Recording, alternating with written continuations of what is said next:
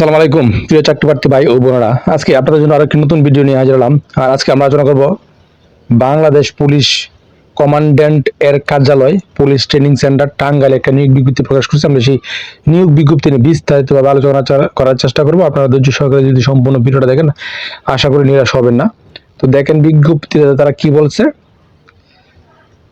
স্বরাষ্ট্র মন্ত্রণালয় স্মারক নং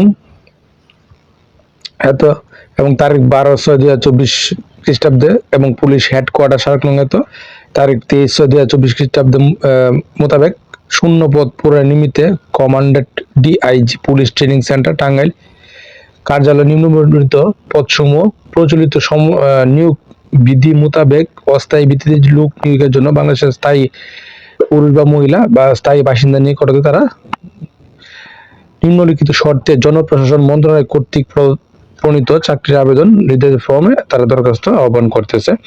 এখানে মাত্র দুইটি মাত্র পদ। প্রথম যে পদ অফিস কম্পিউটার অপারেটর 2টি এবং অফিস সহকারী কাম কম্পিউটার মুদ্রাক্ষরিক 1টি। কম্পিউটার অপারেটর 2টি।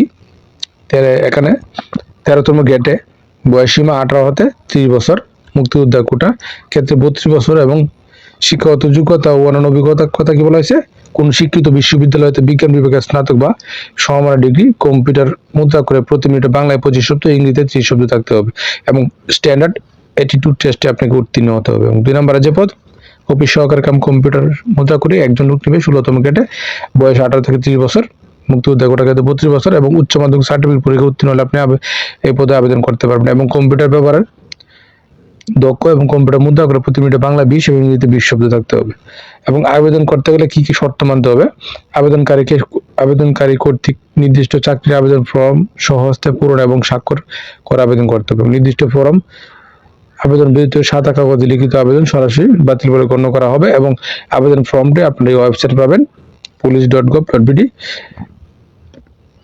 এবং নির্দিষ্ট আবেদন ফর্মে নির্দেশনা অনুযায়ী প্রয়োজনীয় তথ্য কি কি প্রদান করতে হবে। দেখেন, আবেদন commander DIG police training centre Tangail বরাবর 15/9/2024 তারিখের মধ্যে অবশ্যই ডাকযোগে বোঝাতে হবে এবং হাতে হাতে কোনো আবেদনপত্র গ্রহণ করা হবে না।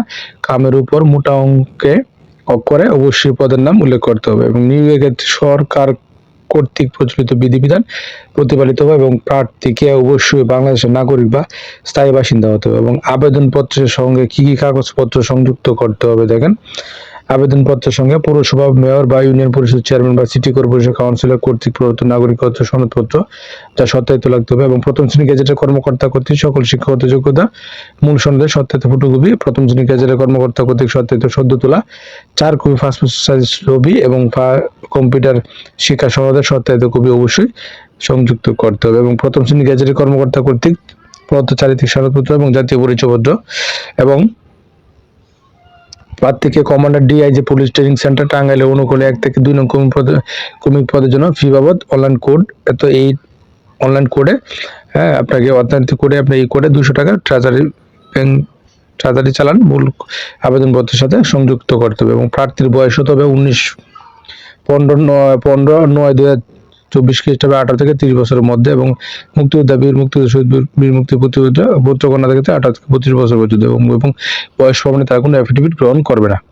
এবং এখানে দেখেন আরো কতগুলো শর্ত কথা বলা হয়েছে, আপনারা সবগুলো শর্ত দেখবেন, দেখে শুনে অবশ্যই নিজ দায়িত্বে আবেদনটা করে ফেলবেন। এখানে আরেকটা কথা কি বলা হয়েছে যে ক্রমিক 1 থেকে 2 নং প্রার্থীদেরকে ঢাকা বিভাগীয় কমিশনার কার্যালয় সিলেকশন বোর্ড কর্তৃক চূড়ান্তভাবে মনোনীত করা হবে এবং কোটা সংস্কার বিধিমালা অনুযায়ী কোটা সংস্করণ করা হবে এবং সরকার কোটা বিষয়ে যেরূপ সিদ্ধান্ত গ্রহণ করবে সে প্রক্রিয়া এখানে সম্পূর্ণ করা হবে। এবং নির্ভুল ঠিকানায় প্রবেশপত্র ইস্যু স্বার্থে আবেদনপত্রের সহিত প্রার্থীর নাম ঠিকানা উল্লেখ করে 10 টাকা মূল্যের অব্যবহৃত ডাক টিকিট যুক্ত 10 ফাঁস এবং 7 ফাঁস বিশিষ্ট একটি ফেরত কাম আপনাকে সংযুক্ত করতে বলা হয়েছে।